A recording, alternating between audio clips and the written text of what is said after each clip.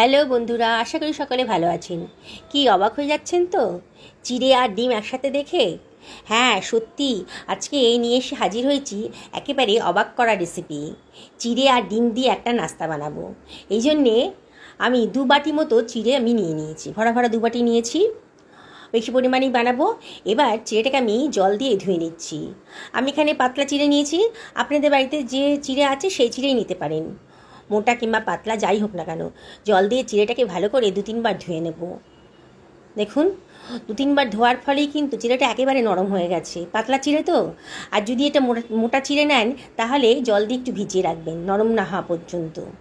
আমি কতগুলো ভেজিটেবলস নিয়ে নিয়েছি। প্রথমে নিয়েছি 2খানা পেঁয়াজ। পেঁয়াজের খোসাটা ছাড়িয়ে নিয়েছি। পেঁয়াজটা মাঝখান দিয়ে কেটে ওপরে সাদা অংশটা কেটে বাদ দিয়ে দিলাম, আর পাতলা পাতলা করে কুচি কুচি করে কেটে নিচ্ছি। বন্ধুরা, একেবারে অবাক করা রেসিপি আজকে তৈরি করব। যাকে খাওয়াবেন সেই কিন্তু অবাক হয়ে যাবে। রেসিপিটা একেবারে নতুন ধরনের। রোজ একঘেয়ে জলখাবার খেতে তো ভালো লাগে না, তাই একদিন এরম করে বানিয়ে নিন। আমি কতগুলো কাঁচা লঙ্কা আগে থেকে ধুয়ে রেখেছিলাম, সেগুলোকে কুচি কুচি করে কেটে নিচ্ছি। এবারে আমি একটা ধনেপাতাও কুচি করে কেটে নেব। আগে থেকে অবশ্যই সব ধুয়ে নিয়েছি। যে কোনো সবজি কাটার আগে ভালো করে ধুয়ে নেবেন, নানা রকম কেমিক্যালস থাকে। দেখুন, আমার ধনেপাতাটাও কুচি কুচি করে কাটা হয়ে গেছে। এবার ধনেপাতাটাকে আমি সরিয়ে রাখছি।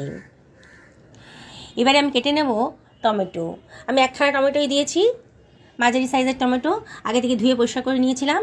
এবার টমেটোটাকে আমি কুচি কুচি করে কেটে নিচ্ছি। বন্ধুরা, রেসিপিটা বানানো একেবারেই সোজা, আর যতটা টেস্টি হবে না, আপনি নিজে অবাক হয়ে যাবেন, নিজেই নিজের রান্নার প্রশংসা করবেন। একেবারে নতুন স্বাদের। আগে কোনো দিন এরম ধরনের রেসিপি কেউ বানাইনি। এবারে একটা মাঝারি সাইজের গাজর নিয়েছি, ঠিক মাঝারি বলা যাবে না, একটু ছোটো সাইজের গাজরই নিয়েছি। গাজরটাকে ভালো করে ধুয়ে পরিষ্কার করে নিয়েছিলাম। এবার গাজরের খোসাটা আমি কেটে বাদ দিয়ে দিলাম, মাথার অংশ পেছনের অংশটাও কেটে দিলাম। এবার গাজরটাকে আমি গ্রেট করে নিচ্ছি। গ্রেটারের যে বড় মুখটা আছে সেটা দিয়ে গ্রেট করছি। আপনারা ইচ্ছে করলে আপনারা এখানে গাজরটাকে খুব ছোটো ছোটো করে কেটেও নিতে পারেন, তাতে কোনো অসুবিধা নেই। দেখুন, আমার গ্রেট করাটা হয়ে গেছে গাজরটা। এবার গাজরটাকে আমি সরিয়ে রাখছি। আমি একটা বাটি নিয়ে নিয়েছি আর 2খানা ডিম ফাটিয়ে নিচ্ছি। দেখুন, আমি যে পরিমাণে বানাচ্ছি তাতে 2খানা ডিমই লাগবে। আপনাদের যদি পরিমাণটা বাড়ান তাহলে ডিমের পরিমাণটাও বাড়িয়ে দেবেন। এবার এর ভেতরে আমি দিয়ে দিচ্ছি 1/2 টেবিল চামচ মতো লবণ, আর দিয়ে দিচ্ছি 1/2 টেবিল চামচ মতো গোলমরিচের গুঁড়ো। খুব সুন্দর একটা গন্ধ হবে আর খুব সুন্দর টেস্টও হবে।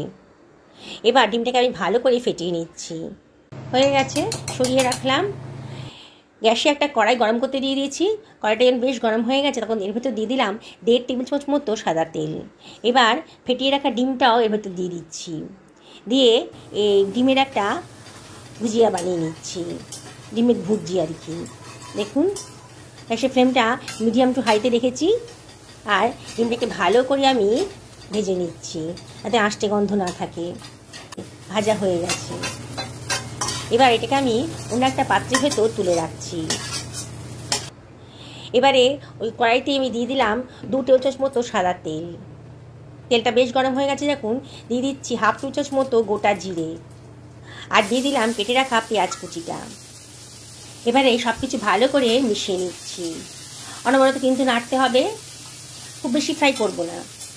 পেঁয়াজের কালারটা যখন একটু চেঞ্জ হয়ে গেছে, মানে পেঁয়াজটা একটু নরম হয়ে গেছে যখন, তখন এর ভেতরে আমি দিয়ে দিচ্ছি কেটে রাখা টমেটো কুচিটা।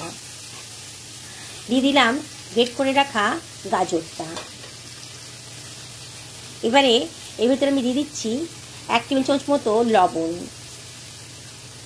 আর দিয়ে দিলাম 1/2 টেবিল চামচ হলুদের গুঁড়ো, আর দিচ্ছি 1/2 টেবিল চামচ লঙ্কার গুঁড়ো। আর কোনো মশলা দেবো না। এবার সব কিছু আমি ভালো করে মিশিয়ে নিয়েছি। নিয়ে এটা হাই ফ্লেমে একটুখানি ফ্রাই করে নেব। আগেই বলেছি বন্ধুরা, খুব বেশি ফ্রাই করব না, এটাকে একটু নরম হলেই হবে। ঢাকা দিয়ে দিলাম মিনিট খানেকের জন্য, তাড়াতাড়ি হয়ে যাবে। দেখুন, মিনিট খানেক বাদে বোঝাই যাচ্ছে যে সবজিগুলো একেবারে নরম হয়ে গেছে। আবারও 30 সেকেন্ড মতো একটু নাড়াচাড়া করে নিলাম। সবজিটা কিন্তু বেশ নরম হয়ে গেছে। এই অবস্থায় আমি 1 টেবিল চামচ বেসন দিয়ে দিলাম। বেসনটা দিলে পরে খুব সুন্দর বাইন্ডিংসের কাজ হবে, আর পেঁয়াজের গা থেকে যে জলটা বেরিয়েছে সেটাও অ্যাবজর্ব করে নেবে বেসনটা। আবারও সব কিছু ভালো করে মিশিয়ে নিচ্ছি। এবারে আমি দিয়ে দিলাম কেটে রাখা কাঁচা লঙ্কা কুচিটা, আর দিয়ে দিচ্ছি ডিমের ভুজিয়াটা। এবারে ধনেপাতা কুচিটাও দিয়ে দিলাম, দিয়ে সব কিছু ভালো করে মিশিয়ে নিচ্ছি। গ্যাসের ফ্লেমটা হাইতেই রেখেছি। এই 30 সেকেন্ড মতন নাড়াচাড়া করে সব কিছু ভালো করে মিশিয়ে নেব। দেখুন বন্ধুরা, আমার কিন্তু স্টাফিংটা পুরো রেডি হয়ে গেছে। আমি এটাকে একটা পাত্রের ভেতর নিয়ে নিচ্ছি, একটু ঠান্ডা করে নেব। আমার চিড়েটা দেখুন একেবারে নরম হয়ে গেছে আর বেশ ফুলে উঠেছে। এবার চিড়েটাকে আমি একটা পাত্রের ভেতর নিয়ে নিলাম, দিয়ে দিলাম 1 টেবিল চামচ লবণ, 1/2 টেবিল চামচ হলুদের গুঁড়ো, 1/2 টেবিল চামচ লঙ্কার গুঁড়ো, আর 1/2 টেবিল চামচ জিরের গুঁড়ো, আর হাতে ডলে 1/2 টেবিল চামচ জোয়ানও দিয়ে দিলাম, অম্ল গ্যাসের প্রতিরোধক। যদি জোয়ানটা দেন তাহলে টেস্ট হবে, আবার শরীরও ভালো থাকবে। এবার সব কিছু ভালো করে মিশিয়ে নিচ্ছি। এমন করে আমরা আটা মাখি তেমন করে মাখিয়ে নিচ্ছি। এবার বেশ স্মুথ হয়েছে। এবারে আমি 1 টেবিল চামচ তেল দিয়ে দিলাম, সাদা তেল দিয়ে দিলাম, দিয়ে আবারও ভালো করে মাখিয়ে নিচ্ছি। আবারও মিনিট খানেক ভালো করে ঠেসে ঠেসে মেখে নিচ্ছি। এবারে আমরা যেমন আটার লেচি কাটি, মানে রুটির জন্য লেচি কাটি, সেইভাবে আমি কতগুলো লেচি কেটে নিচ্ছি। হাতে একটু তেল নিয়ে এই লেচিগুলোকে এবার গোল গোল করে বলের মতো করে নিলাম। তারপরে মাঝখান দিয়ে গর্ত করে একটা বাটির মতো করে নিচ্ছি। তারপরে ভেতরে দিয়ে দিচ্ছি ডিম আর গাজরের পুরটা, দিয়ে সাইড থেকে চাপ দিয়ে মুখটা সিল করে দিচ্ছি। দেখুন ভিডিওতে যেমন দেখাচ্ছি, বানানোটা খুবই সোজা।